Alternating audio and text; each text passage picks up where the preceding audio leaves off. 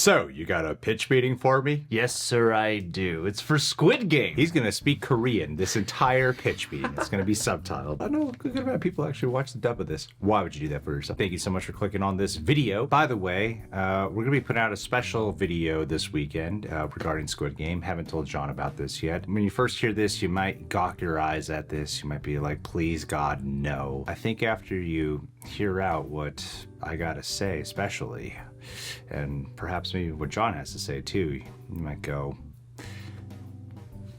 maybe casting the American remake of Squid Game. I'm excited for that. Up for the challenge. Yes, it's gonna be really good. We're gonna come up with the definitive cast. You guys are gonna wish you saw the that haters. version.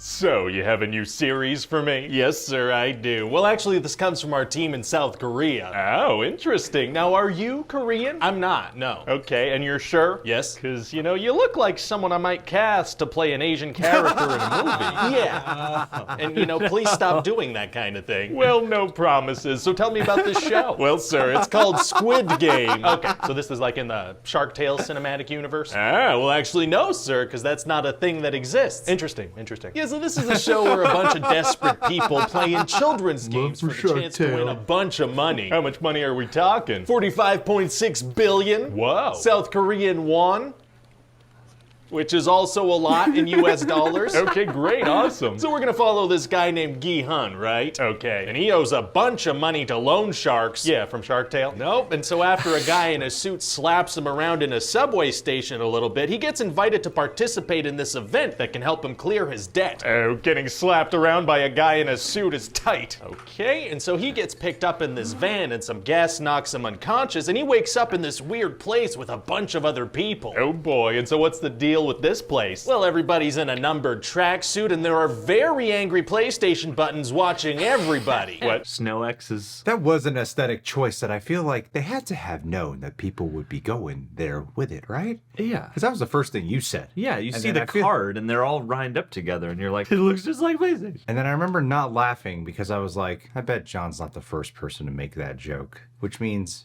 that joke's old, John. Yeah, Come up know. with new material. I know, I'm so sorry. When in reality, this is only the second time I've heard this joke.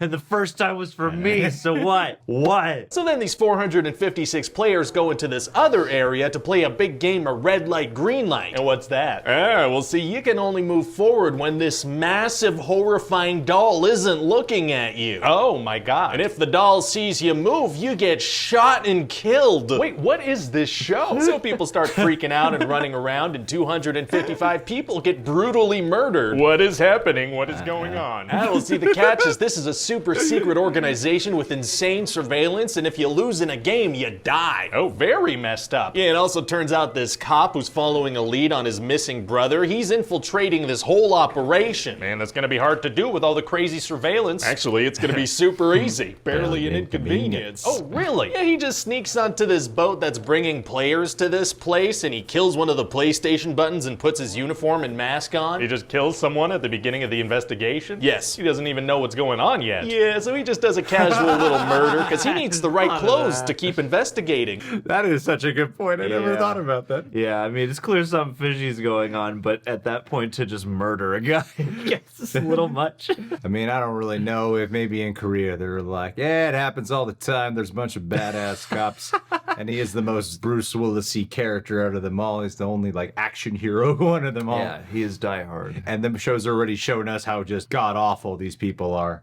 But was he made privy to anything that was truly awful, other than the mass amount of people being gassed in the vans? Yeah, I mean, that was bad. That was pretty bad. And I mean, he seems to at least have some inkling for, like, the legendary existence of this game. So maybe he just drew some conclusions. That killing's okay. Killing's okay? And then he just kind of goes with the flow and pretends that he works there from there on out, and it keeps working. Oh, so he's like good at improv? Passable at best. He keeps being like, hey, what are you guys talking about? And the other guards are like, you know what we're talking talking about. You were there for the thing we're talking about. Very suspicious. Yeah, but somehow he keeps getting away with it, so he's sneaking around the whole time collecting evidence. With what? With his smartphone, and unlike everybody in the games, this thing just won't die. Oh, neat. Anyway, so then the second game they need to play is Best this one where they phone need ever. to cut specific shapes out of honeycomb candy without breaking the candy. Oh, yikes. So then Gi-Hun figures out that if you lick the candy, that helps a lot, so he survives with like a second left, which is kind of his thing. Oh, solving problems by licking things is tight. I never want to hang out with you. So then the players realize that if they kill each other during the off time, that improves their odds of winning. How do they realize that? Egg. What? So then at bedtime when the lights go out, it gets super violent. Players are gonna die? Oh yeah, a whole bunch of players are gonna die, and possibly a couple of epileptic viewers at home as well. Very cool. Wait, what was that last part? And then the next game is a tug-of-war, where if you lose, you fall Is that to your real? death. Oh, jeez. Yeah, so pretty much all the main characters are on one team, and then a bunch of random people are on the other. Oh, man, I wonder what team is gonna win. Oh, well, get this. The team with all the main characters wins. Oh. Yeah, the team with all the random, unimportant characters we don't know, that team doesn't win. Oh, man, I did not see that coming. Very unpredictable for sure. I mean, I gotta say though, like the fact that the show managed to have that first like real cliffhanger mid-scene was that episode. I believe that was episode 4. And then it concludes in episode 5, and for it to be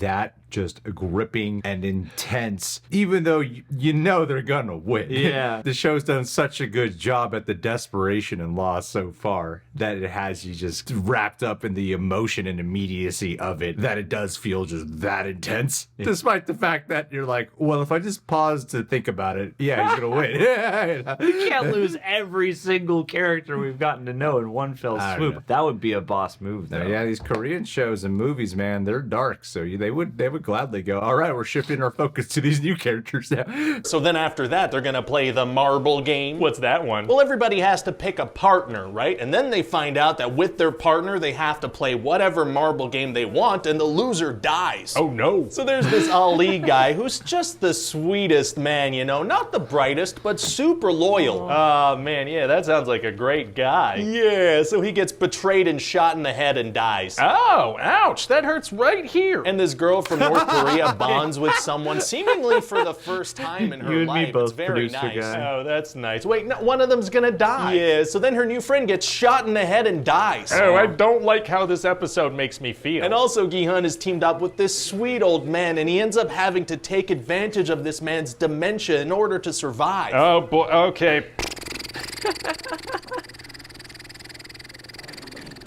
That's a lot. It's just for the record, John, I want you to know that if we were in the marbles game, I would undoubtedly make sure I win. Yeah, I know you would. I wouldn't hesitate. I would only cry if an attractive woman was nearby, so they understood the conflict Yeah, of that course. I was of in, course. so they could comfort me afterwards. Any game you tell me we're playing, I'm gonna agree to play. But I want you to know that I wouldn't hesitate to destroy you in such a game, That's fair. even if it was That's fair. $100 on the line. It's okay. You can have my marbles, Greg. Yeah, sounds right. And so then after that game, the VIPs are gonna show up. The VIPs? Well, they're these super rich elite types in animal masks, and they're here to watch the games and bet on them. Well, why are they just showing up now? Well, you know how when people go see like sporting events, they always show up just moments before they end? That's not accurate. And so I was thinking in terms of the VIPs, it might be cool if, you know, writing and character and acting wise, they all just, you know, came close to ruining the whole show. What? Just bring everything down several notches. I thought that might be fun. I guess. So then for the next game, they need to cross this super long bridge with pairs of glass panels, each made of tempered glass or regular glass. Oh, and they need to try to step on the tempered glass with every step? Exactly. There's no other way they could get across. What are the panels held up with? Some long beams on which they can definitely cross. I was- And so then eventually by the final game, there's just the main on. guy. and They his would have been childhood disqualified. friend, And they need to play the Squid Game. That's the name of the show. It is. So what are the rules of this game? Barely matters because they're pretty much just gonna fight to the death. Oh, wait, is that a factor? I haven't actually listened to many reviews on the show or got them. I've just only heard nothing but love from the ether of social media, memes and praise, and that this show was seen by, I think, 1 trillion people. Yeah, that's right. Was that a complaint about that episode? Because I really liked the finale. in total, but the common consensus with any show is that a portion of the audience is like, man, I was really let down with that finale. And I think especially with the build up to the Squid Game being the finale, I thought like keeping it about the emotion and not about the game was really strong. But I could also see the factor of, man, this show started off with making me go, crap, I don't know if I could keep up with the Squid Game rules, to then recapping the Squid Game rules, to then go, we're not really playing Squid Game. It seems like, yeah, I mean, they play it a little bit. It's funny, I haven't heard anybody complain specifically about that. Different aspects of like the twist and the finale, but just the fact that it ultimately becomes just them fighting to the death. No. Oh, fascinating. Good to know. But maybe. But I'm sure we can find a complaint. Yeah. And his friend ends up killing himself, so Gi-Hun wins. Oh, he does. And that cop finds out that this secret masked guy who was like running the whole game, it's actually his missing brother. Wait, how long was his brother missing? Oh, well, see, he missed his last rent payment, so that's what sent the cop on this search. This guy's running a massive secret organization and he doesn't have a system in place to pay his rent? That's what we're going with. So then the cop gets shot in the shoulder and falls. Falls where? I kind of missed that way into detail. season 2 if necessary. Okay, so does Gi-Hun use all the prize money to pay the families of the people that died? No, he doesn't do anything for a full year. He just goes back to the life he was living, doesn't spend any of the money. Well, what happens to the debt he had with the loan sharks? Unclear. Well, okay then. Oh yeah, he didn't touch his money at all. Yeah. They don't bring up anything with the loan sharks. Maybe the loan sharks came and they were just like, man, you just look so sad. That's enough for us. Oh, that's so fascinating. Yeah, there's nothing ever mentioned about that. It's funny. Unless they factored it out. Or maybe he made some money on his own and paid them off by gambling. He went just right back to the racetrack and won all the money he needed. I mean, he obviously could have paid them off at some point, but they said he didn't touch a cent. So then somebody from the Squid Game organization wants to get in touch with him because it's weird that he's not spending the money at all. How did they get in touch with him? By having somebody sell him a rose that has a secret little card in it. The main thing they know about him is that he's not spending any money at the moment, so they get in touch with him via a transaction. That's right. That works for me. So then there's going to be this big twist where we find out the guy who started the games is that old guy. Oh, I thought he was killed during the marble game. Ah, but see, we didn't actually see him die, so he must have had the guard, like, fire the gun next to his head or something, and Gi-Hun wasn't watching. Well, what if Gi-Hun hadn't turned his back? How did he intend to fake his death? I don't know. Fair enough. So then we find out the whole reason this guy started the games in the first very place. fair. Oh, and why is that? He was bored. Oh. Okay. And so then the old man dies of a brain tumor, and Gi-Hun decides to use the money for good. Nice. And hair dye. What? And then at the end, it seems like maybe he's going to try to take down the games instead of taking care of his daughter. Oh, okay. And so that's about it. What do you think? Well, it sounds like a good series, you know, and you think we can properly translate and dub this thing from Korean? Yeah, maybe.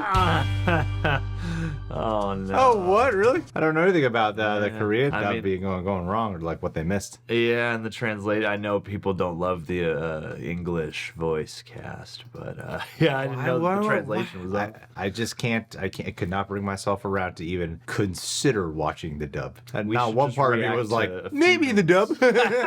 No, one part. Oh, that was hilarious. He knows how to point out plot holes that are not only thought-provoking but also make it hilarious at the same time. He's the best. Ryan George, follow Screen Rant Pitch, follow his personal channel. That thing is blowing up. It'll pass Screen Rant's numbers one day. But anyway, guys, thanks for being here. You can subscribe to The Real Rejects, click that notification bell, hit that like button, and hey, we will catch you guys soon.